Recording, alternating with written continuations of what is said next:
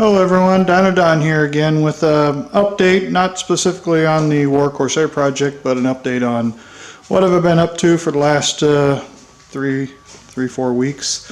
I've pretty much go ahead and put the Corsair on hold until spring. I'm pretty much burned out on the thing. It's close to being finished, but a bunch of little things. You know, the canopy is going to be the biggest, and the temperatures are getting too cool to mess around with the plexiglass. You know, even though if I heat this place up, but I'm just kind of burned out, and my original goal was to try and get the thing ready for this past fall basically, to get out and do some taxi testing and that, but I guess it wasn't meant to be again this year. So I'm switching gears, starting a whole new project. As you can see here, well actually a couple weeks ago I finally did the rocker panel on the Ford Fusion. Replaced that whole rocker panel from fender well to fender well, wheel well that is. I just put on 2 new tires the other day, and so now I got an appointment to get it inspected come Tuesday. So that took a week to do all that, get that ready. Okay, my next project's going to be this little guy right here. It's a 1983 Mustang.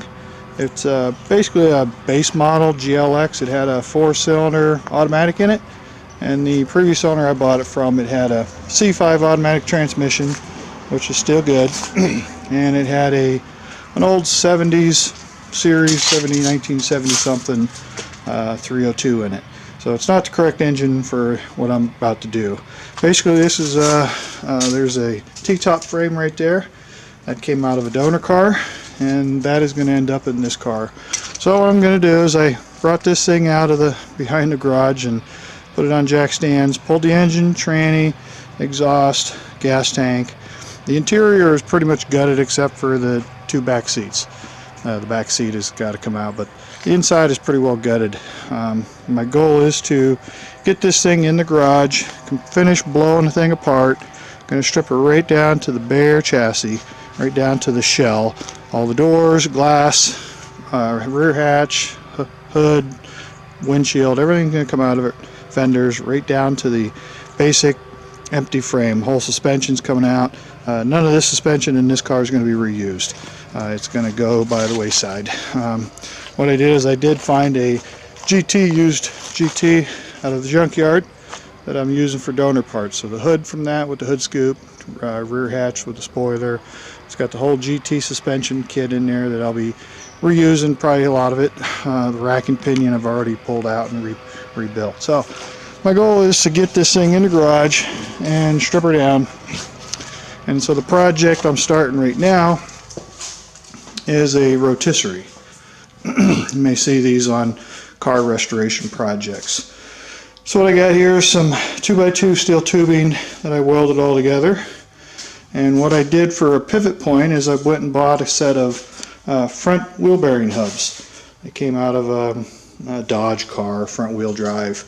And I pressed it apart, cut off, knocked out all the studs, faced it off so it was flush. That one over there I bored out, but this is going to be the pivot point for rotisserie the car. I'm going to add a couple more braces for the feet, but these bars here are wide enough that all I have to do is drill a hole in each end and pick up the bumper attach point on the car. Okay, and then on this side you can see I have a jack screw. I'll get a handle on this, but this screw allows me to adjust, after this is bolted on, I can adjust this center line of the car so it zero balances on these things. So these are nice and smooth, zero play. And those hubs were like $40 for 2 of them on eBay, free shipping. Okay, now this is going to be the master. That one's just a floater. They're both identical as far as the screw. This is an Acme thread. The brass bushing in there, it's pinned so it can't rotate. And but that screws up, and this is at its most highest position. I can drop it lower, and if I need to go higher, you just rotate the whole thing right side up and you jack it upwards. So you can do that. And then what you see I got here, this is a slack adjuster for an old semi-trailer basically. It's made, there's a little screw bolt here that when you put a socket on and push it in, you ratchet it. It's meant to take the slack out of the shaft and tighten up the brakes as the brakes wear. what I did is, you can see I got it pinned here. It's hooked to the shaft.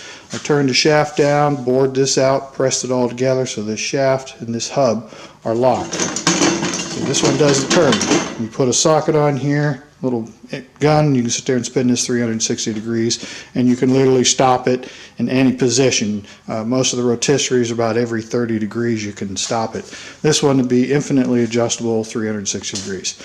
This wasn't my idea. I found a guy on YouTube made a engine stand and he used that to roll the engine stand over, and I was like, well, that's just the thing there. So that's where I'm at with that. So I'll get the car in here. I'm going to tear this gyrocopter apart. I was looking to do it today, but I just spent the last hour or so cleaning up in here from all the cutting and grinding and welding on this project here. But this will allow me to get the thing off the floor, off the ground, and do a complete, basically, frame-up restoration. So I'm going to break this thing down. I'll unbolt everything, pull the motor, and basically I'll just pull the wheels off, throw all the bolts back in place, take the bracing apart, take the basic frame, the mast, keel and axles apart, tail, and stash it in the pile somewhere, get it out of the way. And then the gyrocopter will go out in the shed, or the lawnmower, riding mower. When I'm done with that, I'll get that put away in the shed. The pressure washer under there is going out in the shed.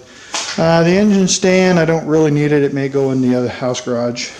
But that's what I've been up to, folks. So sorry to say I won't be doing any updates on the W.A.R Corsair until spring. Once the weather breaks in the spring, or I get out here and start working. But the goal was to get that airplane over to the airfield so it would be in the hangar all winter, and it'd give me the full garage here to work on the car project. I've had this car now for going on 4 years, and I've been chomping at the bit to get going on it. But it's going to have a 302 5-liter 4V 4-barrel carb T5 5-speed overdrive transmission, and it's basically going to go right back to the original stock configuration. I've already bought tons of parts for it in the house, but I've been chomping at the bit to get going on that. It's just going to be my summertime cruiser. It's going to have air conditioning, power windows, power door locks. They never had power mirrors, so it's got power steering, and so it's going to be completely restored back to original, like brand spanking new. That was the whole idea for building that blast cabinet that you've seen in my previous videos. So from here on out, when I do any videos, it's essentially going to be this car project until spring. And then once spring comes along, I'll finish up the airplane, get the FAA up here and inspect it. But the FAA won't look at it until it is completely finished. And so I had to give me a little time to I'm still kind of pushing it to get her done. So, and when you do that, you tend to take shortcuts, and I don't want to do that. So I'll wait until next spring, but I guarantee you next summer this damn thing will fly. If it don't fly, it's going to crash and burn. So alright folks, that's going to be up for the update for the Corsair project until springtime. But I'm going to go ahead and start a new project with the car. The rotisserie, once that's mounted to the chassis, I'll do a video just on that for anybody interested in how I designed and built the rotisserie. So that's going to do it for this week, folks. Sorry about the late updates, but I had a lot of other things to deal with before winter here, and biggest thing was getting this car inspected. So now I got an appointment to get that inspected, and then next week got an appointment to get the front end aligned. So folks, that's going to do her. As always, feel free to leave any comments, questions, or concerns, and I'll answer them as they come along. So for this week, this is Dino Don out, and I'll see you probably soon. Thanks for watching, everybody.